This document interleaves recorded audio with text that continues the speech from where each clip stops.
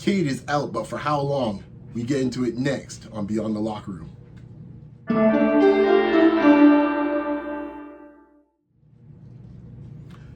Well, as a Pistons fan, news I wish I did not have to hear, but in the Cade Cunningham era, unfortunately, you always get a little bit of nervousness due to his history so far as a young pro. But this year is a really scary scene for any athlete.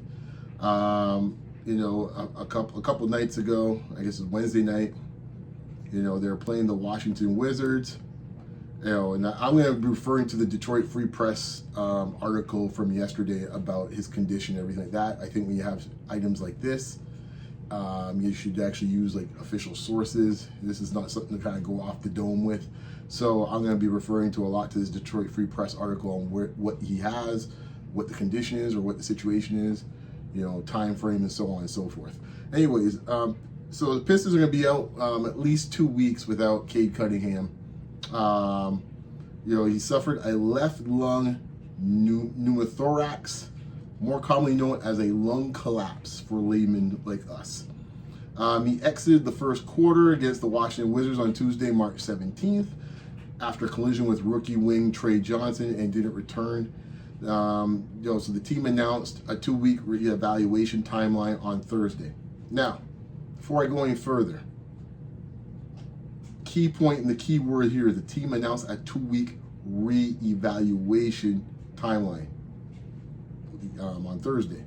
Remember that. So the Free Press said they talked to the doctor.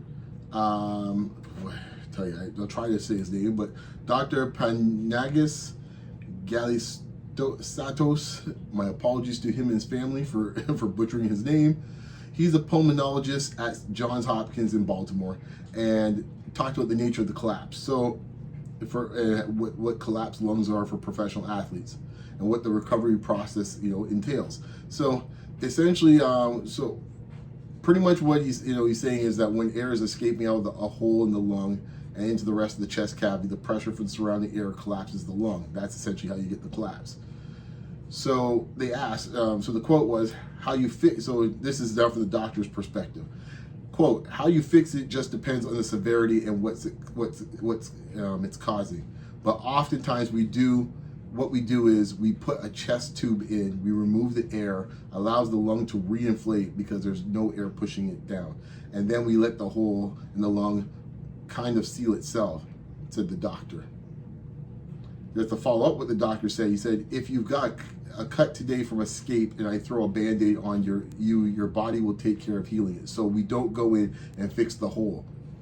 We just let the lungs heal themselves.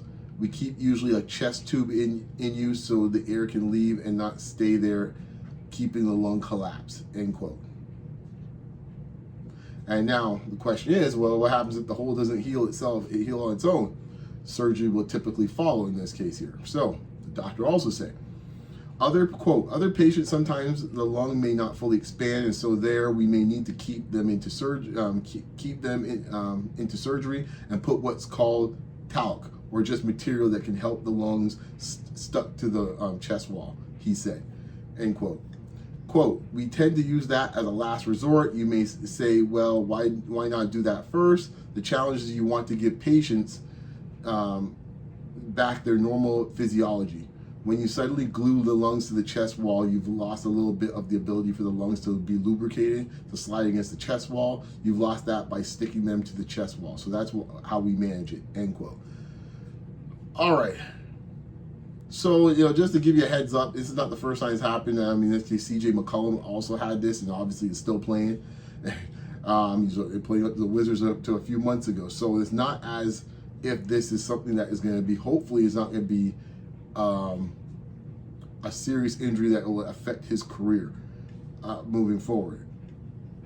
But, we have to be wary of that type of situation. And just one more thing what the doctor said. He said a collapsed lung can occur for a variety of reasons: a genetic disposition, a lung that didn't form fully due to premature birth, or from extensive vaping or smoking. For taller athletes, it can be due to genetics. They typically will work with doctors to identify and minimize the risk factors involved. So that's to wrap that up. So that's there for the medical perspective of what's happened. And, I'll just say this, funny enough, I think I discussed this a few months ago. I forgot about this. I did discuss it. Speaking about one of my favorite teams, the Steelers. I forgot that TJ Watt had one this year, suffered a collapsed lung in December due to a dry needling procedure that punctured the lung. He said, sometimes it would feel like, it's a really hard hit, but he did come back to play that playoff game that same year. So the playoff game was, I think, early January, so he missed about, I think he played the last game of the season as well, too. So he might have missed a couple weeks as well, too. So, everybody's different. We'll see how it all plays out, but it's unfortunate news for Cade, and I don't know where that puts him from a standpoint. We'll get to the second part now. I'll just say this first. Let's wrap up the human aspect of it and the medical part of it. These type of things, it's got to play in your mind. There might be psychological scar tissue. It might be nothing. Who knows? But you have to be able to trust your body when he does come back, and that is going to be a process. And who knows how long it will take? It depends on each player, each situation. And I think that's something Detroit's going to have to manage very carefully. As I said before, the key word here in their statement was reevaluate in 2 weeks. 2 weeks essentially puts us about a week before, perhaps a week, maybe 2 weeks before the season ends. I'm just going to double check here. So that, keep that in mind. That's something to keep in mind too. NBA, let's see here. NBA season ends April 12th, right? So if we're looking at for 2 weeks from now, that happened on the 16th. You're essentially looking at the 28th is what we're looking at. The 28th, the 30th, around there at the end of the month. So that's, you always say don't do math on TV, don't do math on podcasts. It's 2 weeks straight, I think 2 episodes straight. I got caught with that. So it's the 30th in this case, I think, if I'm doing my math quickly. So the 30th we're looking at. So that's 2 weeks. At the end of the month, essentially. And now you're looking at, a reevaluation. Doesn't mean you'll be ready to go. Sunday, April 12th is the end of the season. You got a couple days from there to start the season. So, and also too, let's see here. This, and this is where we get into the basketball element of things now. So let me switch it over to that. Right now, you'll see here, as far as Cade himself, on pure selfish purposes, as I said before, I wanted to get the part there for the humanity of it, because I want to make sure the young man is okay, and we all kind of, you always hope, best thoughts, prayers, and the whole thing, everything works out well for her. But there's also a basketball element of it, so I don't want to be crude, but that's a fact of it as well too. So, let's see. Cade now has a situation where he's in the running for the MVP. And so far this season, let's see how much he's missed so far this season. Now with this now. So Cade so far has only played 61 games right now. 61 games. That's has he played 61 games? Hang on, let's see here. Yeah, he's played 61 games. Oh boy. This now makes this another complication, because you have the player, and if he's got, if to reevaluate, say, you need a couple more days. Will they try to get him in before the season ends to make sure he qualifies for the 60-game threshold to make all NBA teams, which he will make, obviously. A chance for MVP still.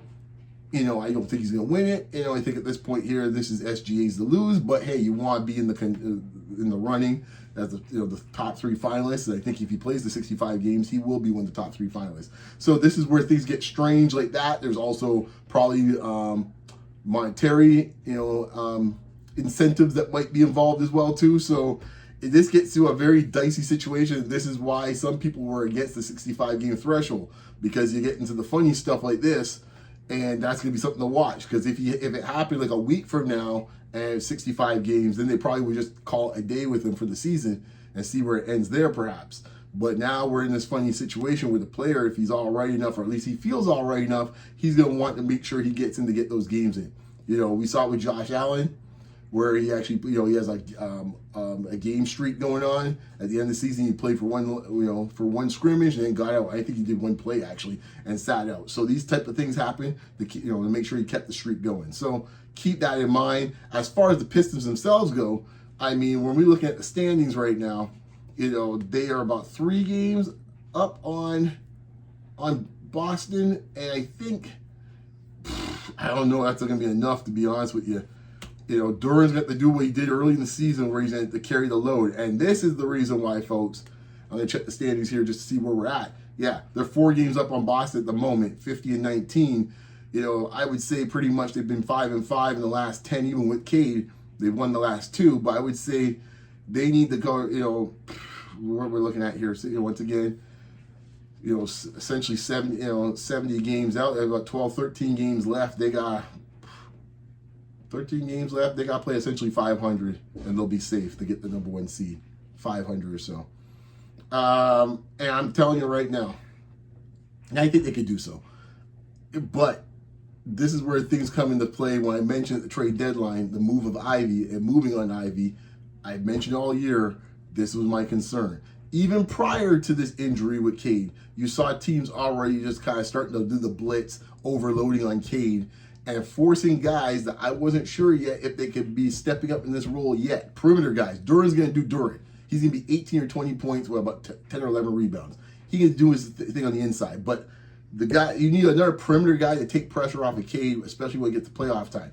And you're already seeing teams loading up a lot on Cade. It's going to be interesting to see what happens now with him out, where we're going to have to see if Young Holland or Thompson kind of jump up a level, because they're going to have to. There's no choice now. There's no choice. And Detroit, in some ways, I don't know if there's issues with Ivy. I don't know if they thought he couldn't mesh with Cade. I don't know. But they put themselves in a position now where they have much less margin. As deep as the team as they are, when it comes to actually, offensive creation, there is limitations with the Pistons. I'll be honest. I'm a Pistons fan, but I'll keep it straight with you guys, man. You know me. I'm going to keep it straight. So I think that this is where this trade now starts to kind of loom large. Anyways, I'll leave it there. Didn't expect to be doing a Pistons podcast today, guys, but that's what makes sports interesting, man. You never know. You never know. Anyways, guys, you know where to find me, as always, man. X, Blue Sky, Instagram, and, of course, Facebook, and right here on YouTube. Like, comment, share, and subscribe. As I said before, subscribing is for free, and in these tough times, it's always good to get something for free. Anyway, guys, you know where I'll check you guys out next time. Be safe out there, and we'll talk soon. Peace.